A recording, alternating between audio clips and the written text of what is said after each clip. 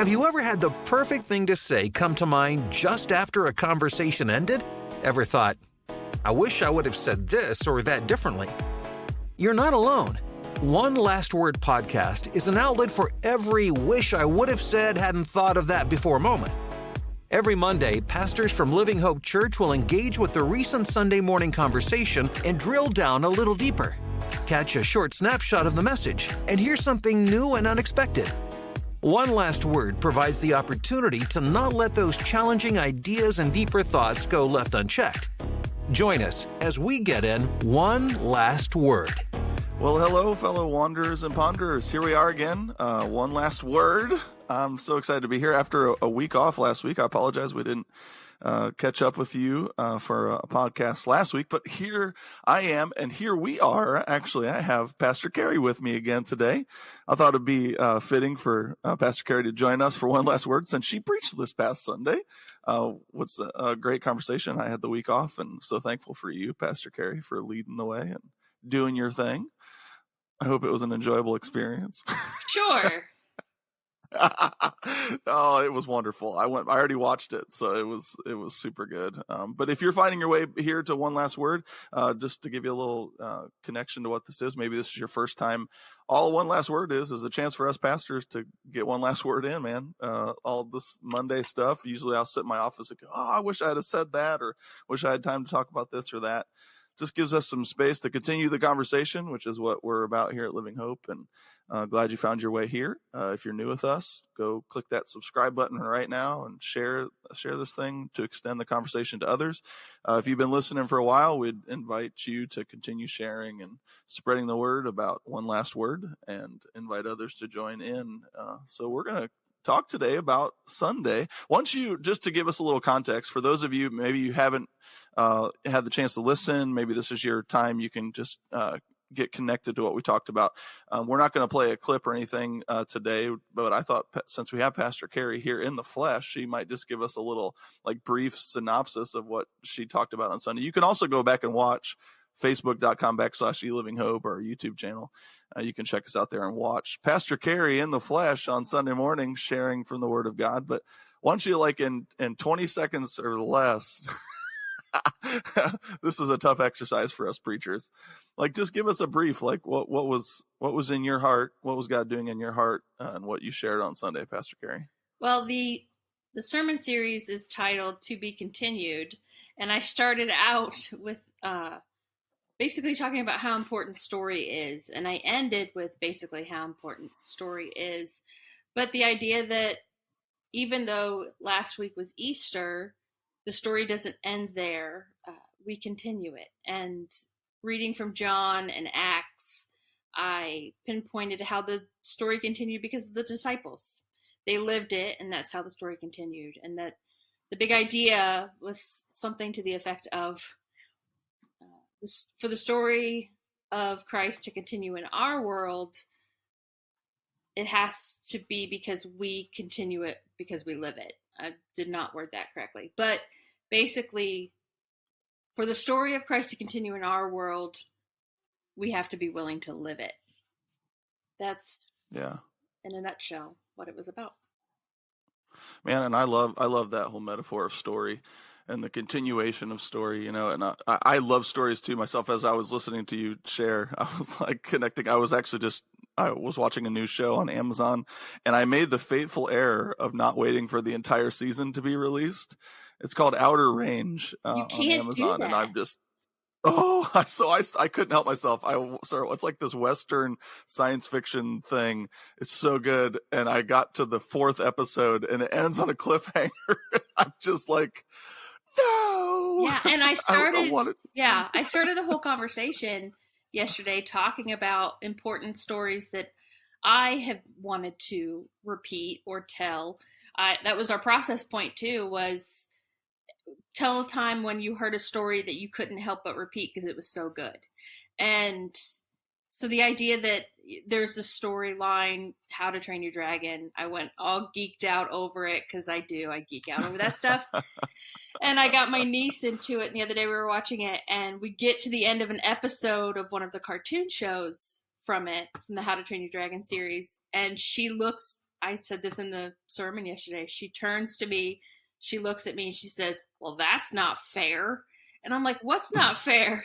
She goes, "I don't like how that ended." And I said, "Well, there's another episode next. Do you want to watch it?" She says, "We have to now. There's no stopping at this point." So yeah, that whole cliffhanger to be continued idea is just as crazy today as it probably was back then. Like, the story has to be continued. You can't end on a cliffhanger. You can't end on... like, what is happening? Yeah, and you're just longing. I think brings up that innate desire for it to go on and continue. I love fantasy books too. Like, when I read a fantasy book and I finish one, I'm all like, oh my gosh, but what happened to this person in their life? And what, you want it to just go on forever and ever. That's why fan fiction is a thing, dude. That's why so many... I know, people writing. Yes. That's why... I never went there. What? I don't know that I know. I may have gone there in my mind over a few things. Like, there was a movie that I watched once. It's called Just Like Heaven. And the story ended and it was great. But in my mind, I continue the story on about what it looked like after that. I mean, it's just fun to do. I never got to the point where I write it down or blog it or post it or anything on fan fiction sites. But one of those people. Hey, I love those people. I thought it was interesting. Yeah, right. Yeah. I thought it was interesting, though, as I was listening to it, because I was feeling this whole, like, in me, this desire for stories to continue. And I love that. And I hate when there's cliffhangers and I can't go on. But I also felt like this other tension, because there's other parts of my life where I feel like I want closure. There's some stories where I love them to continue, but there's some things in life where I don't like things to just go on forever.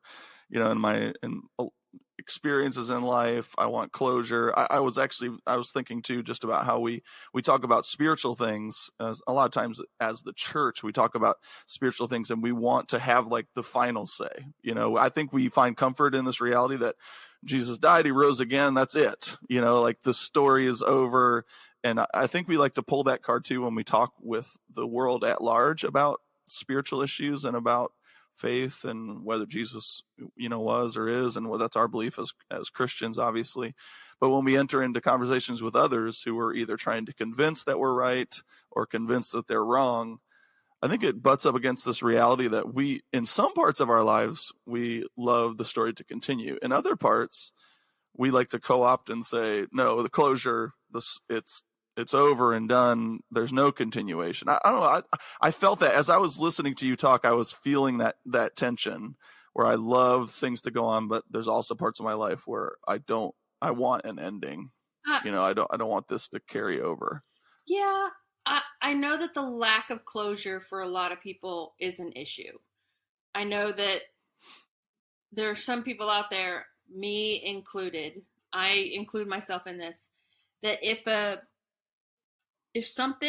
for instance, if a relationship comes to an end, but there's no, I have a friendship with someone that I had a friendship with her for years, and then we just kind of fell away from each other, but there was never a statement of, hey, been nice knowing you. There's never been any kind of, no specific statement of, okay, we're now going to go into the next version of our lives or the next stage of our lives, and it's just going to look different.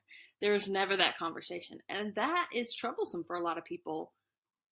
Luckily, with this whole Jesus story thing, I think we get that.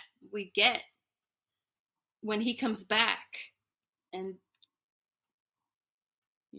comes to the disciples, the apostles, and says, hey, this is going to continue because I'm sending you to do it.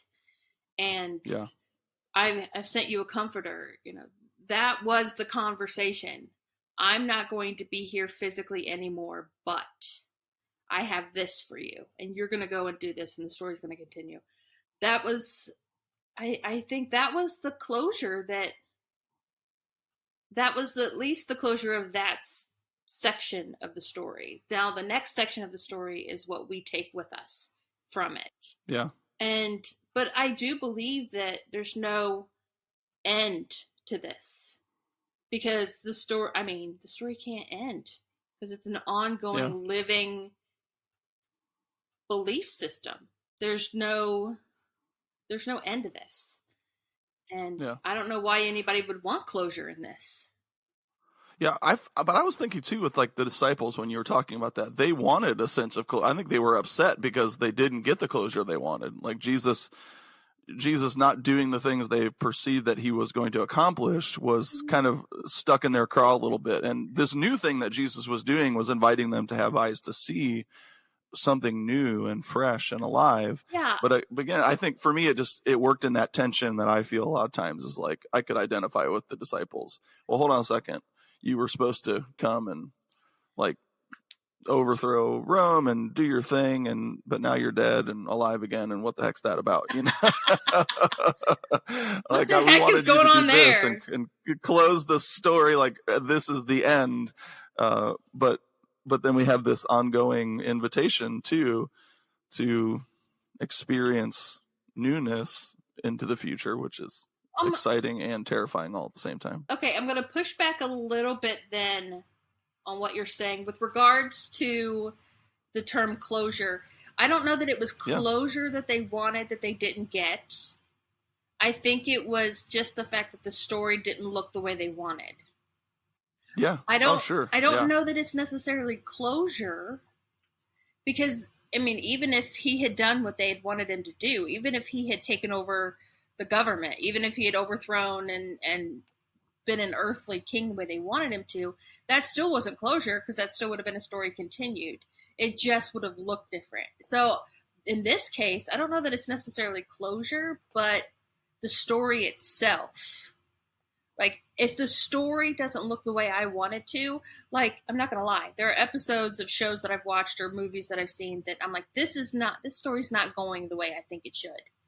That will obviously rub me the wrong way. But yeah, I think it was more story-based than closure-based. Does that make sense? Yeah, I think so. And it kind of brings me to the other thing I wanted to kind of pick your brain about, because a lot of times when I encounter this reality, so the story's continuing, right? And for the disciples as well, they were moving into this new thing that God was doing, and yet they were also living simultaneously in the reality that a lot of the things that they wanted to change, or they wanted this, how they wanted the story to change, trying to carry the metaphor, weren't happening. So they looked around, Jesus rose again, and yet they're still under the oppressive thumb of Rome, and all of these things are going on in the reality of their world. And yet Jesus is saying, hey, we're going to do this new thing. And I think a lot of times we feel that tension too. Like, yes, God is doing a new thing. And we talked about this a little bit on Easter Sunday. Yeah, God's doing a new thing. And yet I look around and there's still death all around me. What does it mean for me to continue the story? And maybe the tension I have is I don't want to continue the story because I'm still a hot mess, you know? And what does it mean for Jesus to come back and resurrect and do all these, you know, this language of new heavens and new earth and doing new things, and yet I'm a hot mess? And does that mean I have to be a hot mess forever? And so I think, again, sometimes that taps into, I want the story to end maybe in terms of my story or what's going on currently and start something new. But this continuation, I think, is sometimes challenging because it brings us into the reality that, okay, maybe I like how you said that, maybe my version of the story or what I want the story to look like isn't what it looks like. And what does it mean to walk into this new place? I'm talking about a lot of things here, not specific questions, but yeah, I think what I was really touched on when I was hearing you preach is that, yes, I want to live in the new that God has for me, but I don't love the idea of, why can't it be pristine, beautiful, unicorns and rainbows? Yeah, I don't love the idea of continuing my brokenness into something like I think sometimes a lot of times why we as humans want this Jesus thing to have like the final say. And we do this on Sunday mornings. Like, we come and we want God to fix things, you know, and when we just keep going on and there's no like final everything's done and right moment, it can be challenging to feel and experience the hope of to be continued. Does that make sense? Yeah, because, well, even though, yeah, it's the idea that if it's to be continued, why is the to be continued still not going to look the way we maybe want it to? I mean, the idea Right. that the story itself didn't look the way the disciples wanted it to. Now, is the to be continued also going to look different than what I was hoping it would? And obviously we're running into that now. You said it yourself. Why do I have to continue in this brokenness? Why do I have to continue in this world that's broken, and wars and hurt and anger and frustration and victimizing? And why does it have to continue like that? And I have the same questions. I have no idea. Of course, that's why I dive into fiction a lot of times, to avoid. You want an alternate story. I want an alternate story. Avoidance is my go-to place of comfort. But yeah, the idea though is that one of the things I highlighted in the sermon is that one of the ways to continue is to forgive. Forgive ourselves, forgive others, even to some extent, now that we're talking about this. And I almost said this yesterday and I didn't. But you didn't get a chance to. I but didn't now get you a do, chance because to. you get one last word. Well, and as I was about to say it, I thought, no, that's a big idea. I better not bring that up right now. The idea that we have to sometimes forgive God because it doesn't look the way we wanted it to. Or he didn't do exactly as I wanted him to. Or it doesn't look this way. Or it's not all unicorns and rainbows. It's hurt and difficulty.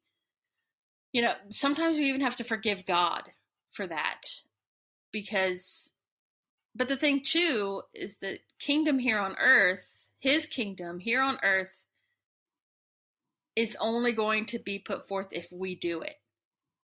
So, you know, what's that phrase? Be the change you want to see in the world. I mean, that's kind of it. I mean, it's kind of a offhanded idea, but still kind of the same. If you want the world to look better, then do your part to make it better. And one of the ways that we do that is by living this story, this beautiful story, out in the world now. However, that's an interesting idea. Forgiving God. We could talk about that again, what that looks like. I think my initial is like, yeah, I can get with that, but it also has this forgiveness for us carries also with it the assumption that who we're forgiving was wrong. You know, so that's an interesting thing. So you're saying that God by his story not being what I expect it to be, does something to my perceptions that like sticks in my craw and messes me up. And there's some sense of saying, God, I recognize that forgiveness in a way is saying, I recognize that what you're doing is not what I hoped or expected it to be, but it's something better. So I have to let that go. I have to release what I hope for in order to receive what you have that's better for me. Yeah. But and kind of to bring us to this place of for our podcast today, just this one last word. Forgiveness was a key, because when you talked about that in the sermon, it just stuck with my heart in terms of how forgiveness really is the ultimate to be continued statement. If you think about it, in like any relationships, when we say I forgive you, it carries with it the weight that I want to continue with you. You know, I'm forgiving with you, so I'm creating space to say what was, we're setting aside to walk into some place new. Forgiveness says, I want to go forward with you. And then the same way God does that for us, this ultimate act of forgiveness that he's given us says, it's the ultimate to be continued statement to humanity. It says, I'm not done with you because of all your brokenness. I'm not casting you aside, but I'm going to forget what was in the past and move towards something new and ahead. I was reading this morning in Isaiah chapter 65, and it's this little passage, and it's actually repeated twice in Isaiah, again, almost the same words. He says, see, I will create a new heavens and a new earth. The former things will not be remembered, nor will they ever come to mind. And for me, like, that was this new that God is doing, and forgiveness is about this reality. And Jesus talks about all over the place, you know, living in this new life, the new heavens and the new earth. And really it's moving away from what was and into what will be when God's around. And I just thought that forgiveness invitation for my own life was so impactful, you know, that God was saying, hey, John, I'm not done with you, and forgiveness says he wants a future with me. And like you said, he invites us to live that same way, and maybe the new world that we all hope for begins with us saying, hey, we're going to give people that stick in our craw wrong a chance. We're going to say, hey, the world is worth fighting for in terms of what God has in mind for our future. I was grateful for the challenge this morning as I listened to your sermon, Pastor Carrie, that my life might be a reflection of what God intends for the world through forgiveness. But yeah, any one last statements, one last word, one last preacher thing you want to get out before we're done today? Not without opening up even more cans of worms. So let's just. Hey, to be continued. Give us something to think about. Yeah. What are you thinking?